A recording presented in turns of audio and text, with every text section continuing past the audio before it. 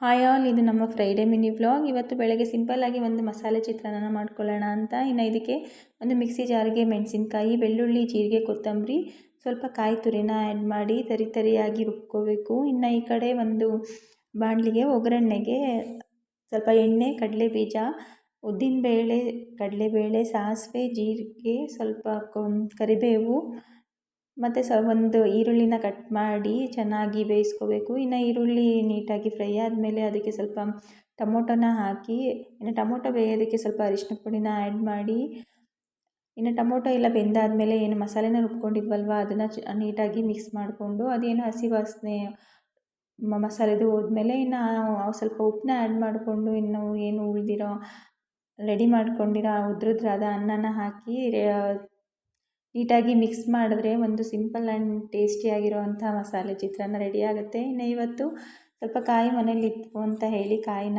ತಗೊಂಡು ಹೋಗಿದ್ರು. ಇನ್ನು ಏನು ಉಳಿದಿರೋ ನೀರಿಲ್ದಿರೋ ಕಾಯಿನ ನೀಟಾಗಿ ಎಲ್ಲ ಸುಲಿದ್ಬಿಟ್ಟು ಅದನ್ನು ಕೊಬ್ಬರಿನ ಒಣಗ ಹಾಕಿದ್ವಿ.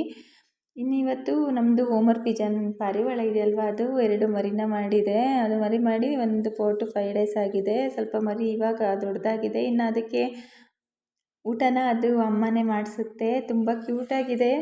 ಇನ್ನು ಪೂರ್ತಿ ವ್ಲಾಗ್ ನಮ್ಮ ಆರ್ಟ್ ವಿಲೇಜ್ ಲೈಫ್ ವ್ಲಾಗಲ್ಲಿ ಅಪ್ಲೋಡ್ ಆಗಿದೆ. ಯಾರಿಗೆಲ್ಲ ಇಂಟ್ರೆಸ್ಟ್ ಇದೆ ದಯವಿಟ್ಟು ಚೆಕ್ ಮಾಡಿ.